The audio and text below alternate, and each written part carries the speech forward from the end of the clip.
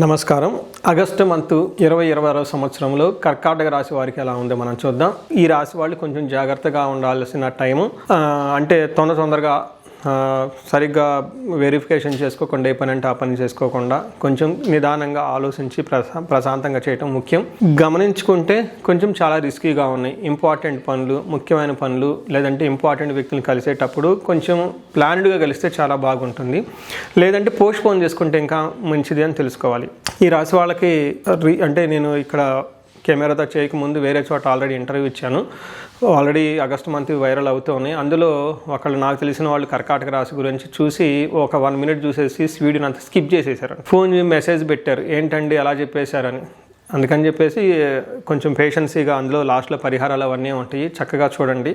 ఈ మంత్ కొంచెం జాగ్రత్తగా ఉండవలసిన మంత్, అంతేగాని ఉండి ఇది మీకు ఇబ్బంది పెట్టేది, మిమ్మల్ని ఏదో చేసే మంత్గా అయితే ఖచ్చితంగా ఉండదని గమనించాలి. ఇందులో ఉన్న నక్షత్రాలు చూసుకుంటే పునర్వసు 4వ పాదం, పుష్యమి 1, 2, 3, 4 పాదాలు, ఆశ్లేష 1, 2, 3 అంతా ఈ కర్కాటక రాశిలో ఉంటారు. ఇందులో పేరు బలం పెట్టి చూసుకుంటే హీ, హూ, హో, డా, డి, డూ, డే, డో అన్న లెటర్స్ వాళ్ళ పేర్లు కనుక ఫస్ట్ లెటర్ బాగా పాపులర్ అయిన లెటర్ కనుక, అంటే బాగా పాపులర్ అయిన పేరులో ఫస్ట్ లెటర్ కనుక ఇది అయ్యి ఉంటే వీళ్ళకి కర్కాటక రాశి వస్తుందని గమనించాలి. ఇందులో ముందుగా మనం చెప్పుకున్న ప్రకారం 4 గ్రహాలు మారటంతో ఎక్కువగా ఉన్న గ్రహాలు వీళ్ళకి అంత అనుకూలంగా లేవు, కొంచెం ఛాలెంజింగ్గా ఉందని గమనించాలి. అందులో సూర్యుడు గమనించుకుంటే వీళ్ళకి 2వ ప్లేస్లో ఉన్నారు. తద్వారా ధనం విషయంలో కొంచెం ఇబ్బంది పడే అవకాశం ఎక్కువ ఉంటుంది. 12వ స్థానంలో కుజుడు ఉండటం వల్ల ఇది అంత మంచి పొజిషన్ కాదు అంటారు. కుజుడు 12వ స్థానంలో ఉంటే వ్యాధి అర్తి, అంటే వ్యాధుల వల్ల ఇబ్బందులు పడే అవకాశం ఎక్కువ ఉంటుందని చూపిస్తుంది. బుధుడు ఫస్ట్ హౌస్లో ఉండటం వల్ల ఇది అగైన్ ధనానికి సంబంధించిన వ్యవహారంలో కొంచెం ఇబ్బందులు పడుతూ ఉంటారు. 3వది శుక్రుడు గమనించుకుంటే అగైన్ శుక్రుడు కూడా మిక్స్డ్ రిజల్ట్ ఉంది. అంటే కొన్ని గ్రంథాల్లో పాజిటివ్గా, కొన్ని గ్రంథాల్లో నెగిటివ్గా ఉంది, బట్ ఓవరాల్గా మిక్స్డ్. అంటే ఏ ప్రకారంగా చూసుకున్నా గ్రహాలన్నీ కొంచెం ఇబ్బంది పెట్టే విధంగా ఉన్నాయి కాబట్టి కొంచెం సహనంగా పేషెన్సీగా ఉండటం ఎంతైనా అవసరం. ముఖ్యంగా సూర్యుడు గమనించుకుంటే వీళ్ళకి 2వ స్థానంలో ఉండటం వల్ల కూడబెట్టిన ధనాన్ని పోగొట్టుకునే అవకాశం ఎక్కువగా ఉంటుంది.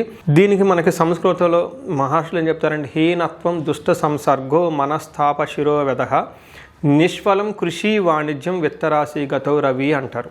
అంటే ఈ టైంలో హీనత్వం అంటే మీకు నీచ బుద్ధి వస్తుంది, దుర్మార్గుల సమాసం పడుతూ ఉంటారు, మనసులో శంక ఎక్కడో బాధపడుతూ ఉంటారు.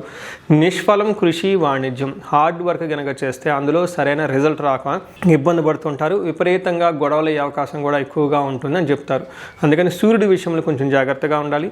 నెక్స్ట్ కుజుడు చూసుకుంటే సూర్యుడికి ఇంకా ఆయన సపోర్ట్ ఇచ్చే విధంగా ఉంటుంది. అగ్నికి ఆజ్యం పోసిన విధంగా సూర్యుడు ఆల్రెడీ ఇబ్బంది పెడుతూ ఉంటే కుజుడు కూడా ఇంకా పోయి ఇబ్బంది పెట్టే అవకాశం ఎక్కువగా ఉంటుంది. దీని ద్వారా ఏమవుతుందంటే ప్రవాస వ్యాధి పీడాం చేయవ బంధు వైర ధనక్షయం దేహ పీడాం సంచారం ద్వాదశ స్థానకే కుజ అంటారు. అంటే 2వ స్థానంలో కుజుడు ఉండటం వల్ల ఏమవుతుంది, ప్రవాసం అంటే అవుట్ స్టేషన్లు ఉండే అవకాశం ఎక్కువగా ఉంటుంది. వ్యాధి పీడం, హెల్త్ కాంప్లికేషన్స్ ఉంటుంది. బంధువైరం, బంధువులతో గొడవలు అయ్యే అవకాశం ఎక్కువగా ఉంటుంది. ధనక్షయం, ధనాన్ని కోల్పోతూ ఉంటారు. సంచారం, అటు ఇటు ట్రావెల్ చేసే అవకాశం ఉంటుంది. కానీ ధన ప్రవాహం వస్తుంది, కానీ విపరీతమైన మానసిక టెన్షన్స్ ఎక్కువగా ఉంటాయని గమనించుకోవాలి. నెక్స్ట్ బుధుడి కనుక జన్మస్థానంలో ఉండటం వల్ల ఎక్కువగా సరైన డెసిషన్ తీసుకోక ఇబ్బందులు పడుతూ ఉంటారు.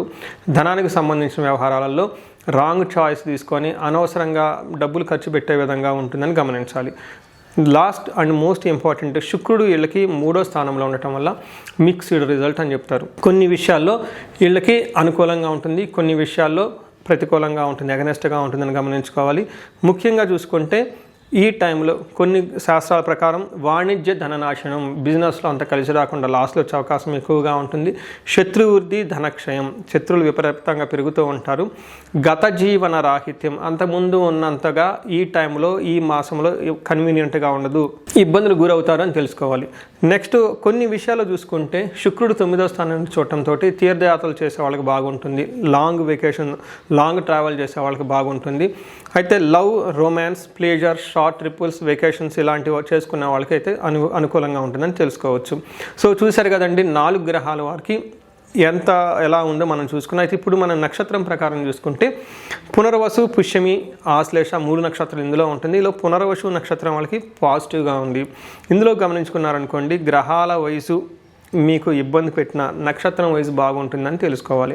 నేను ముందు ఇంట్రడక్షన్లో చెప్పాను, ఒక 1 మినిట్ చూసేసి వీడియో వెంటనే టక్కని కట్ చేశారని. మిగతా వీడియో కూడా చూడాలి. నేను ఎందుకన్నానంటే ఇందులో నక్షత్రం ప్రకారం చూసుకుంటే ఐశ్వర్యవంతంగా ఉంటుంది, విదేశాగమనం ఫారిన్ లేదా లాంగ్ ట్రావెల్కి చాలా పాసిబిలిటీ ఉంటుంది, సంపదలు ఉంటుంది, ధనలాభం ఉంటుంది అని మనకు చెప్పవచ్చు.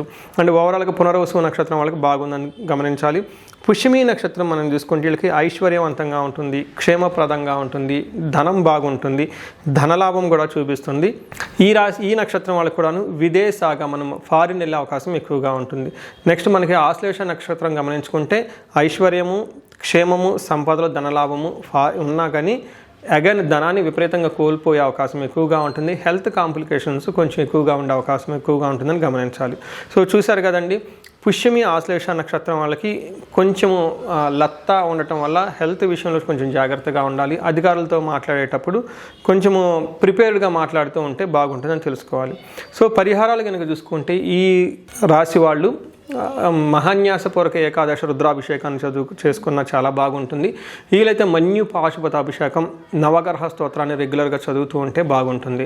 వీటితో పాటుగా మీకు ఇండివిజువల్గా ఇన్ కేసు ఎక్కడైనా ప్రాబ్లం ఉంటే ఒకసారి వ్యక్తిగతంగా జాతకం చూపించుకుంటే అందులో ప్రకారంగా చూసుకొని దానికి దేనివల్ల ఎలాంటి ప్రాబ్లమ్స్ వస్తున్నాయని గమనించుకుంటే తగు పరిహారాలు చేసుకుంటే చక్కగా ఉంటుంది. ఈ రాశి వారికి అష్టైశ్వర్యాలు కలగాలని, భోగభాగ్యాలు కలగాలని, అందరూ చక్కగా ఉండాలని చెప్పేసి కోరుకుంటున్నాను.